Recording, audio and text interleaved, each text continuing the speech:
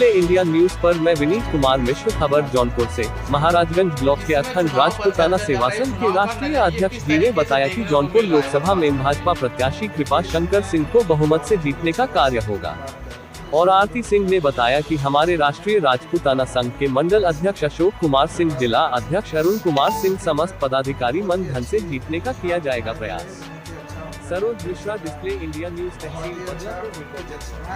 प्रदेश के जितने भी वरिष्ठ राजनेता हैं, सभी का आगमन यहाँ एक तरह से उनके सहयोग में बहुत अच्छा है। राजनीति संघ की बहुचर्चा इस समय इतनी तेजी के साथ हर पार्टी कह रही है कि जीतने का इसमें लक्षण दिख रहा है, लेकिन अभी वर्तमान समय पे बीजेपी पार्टी का लक्षण में किस तरीके का लक्षण दिख रहा है, सफलता हासिल का क्या नजरिया इसमें है वर्तमान में?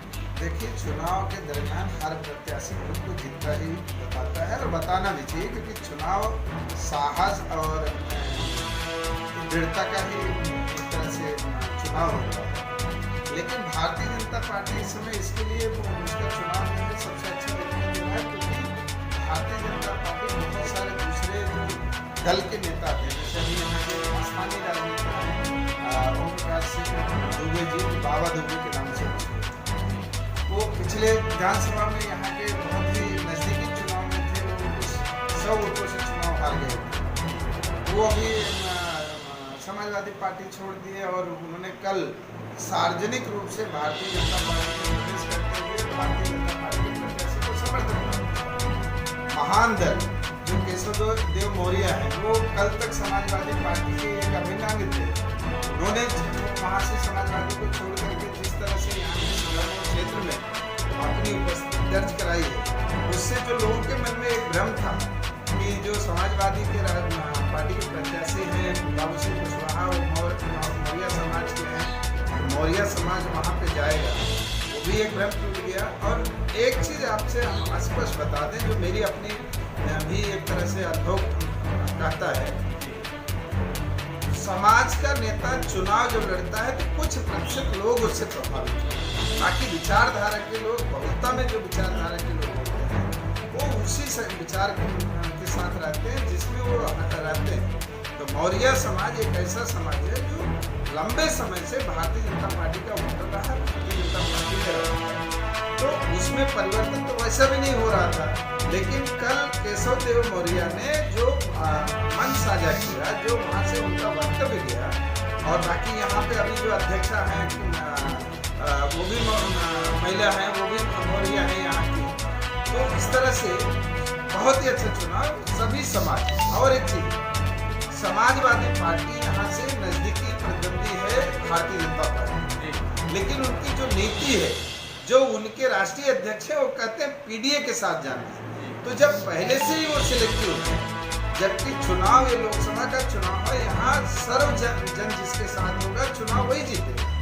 तो जब उनकी नीति है तो पीडीए के साथ जाएंगे, सिर्फ उनके दरवाजे पर चुनाव प्रचार करेंगे, उन तक ही उनकी पहुंच होगी। तो वो तो पहले से ही अपने को सिर्फ कर लिया है, और जब पहले से ही सिर्फ कर लिया है तो नतीजा उनके प्रति व्यक्त कर पाना यहाँ की जनता के लिए मुझे नहीं महसूस होता है, क्योंकि यहाँ बहुत तेजी से कृपा शंकर प्रतिदिन आगे बढ़ते जा रहे हैं। ऐसा यहाँ के चुनाव से हम लोग को देखा। सांसद जी का चुनाव में आवागमन, प्रत्याशी को बीजेपी में ज्वाइनिंग लेना, उनका जो नजरिया धनंजय जी का था, इस समय बीजेपी पार्टी का सपोर्ट में जुड़े हैं, उनके बारे में क्या कुछ बयान बताएं? देखिए, एक चीज तो इसको कोई भी डिनाई नहीं कर सकता है, धनंजय सिंह यहाँ के स्थानीय जन, और उनके साथ में यहाँ के जो युवा वर्ग है वो उनके साथ बहुत तेजी से जुड़ा हुआ है और उनको बहुत तेजी से मानता है। अब उनका भी भारतीय जनता पार्टी को समर्थन कर देना, भारतीय जनता पार्टी के लिए उनका अलग अलग जगह पे जाकर के मीटिंग करना, ये तो एक तरह से भारतीय जनता पार्टी के प्रत्याशी के पास संकेत है। और उनका चुनाव, इसीलिए तो उनका चुनाव इतनी तेजी से ऊपर आ गया है, और मुझे लगता है बहुत भारी बहुमत से चुनाव जीतेगा। चलिए, यहाँ राष्ट्रीय अध्यक्ष जी के पास जो मिलने के बाद जो पता चला कि ग्राम मतलब चुनावी परिचर्चा की जो हालात देखने को मिल रही है इनके मुखों से, मतलब बीजेपी पार्टी का सपोर्ट, जी बताइए। एक चीज और आप समझिए, ये चुनाव जो है दो विचारधाराओं का, एक वह विचारधारा है जो सनातन का है, एक वह विचारधारा है जो सनातन के विरुद्ध है। आप चाहे कांग्रेस पार्टी का वक्तव्य सुन लीजिए, चाहे समाजवादी का वक्तव्य सुन लीजिए, सनातन पर प्रहार करना मतलब उनकी चुनावी रणनीति।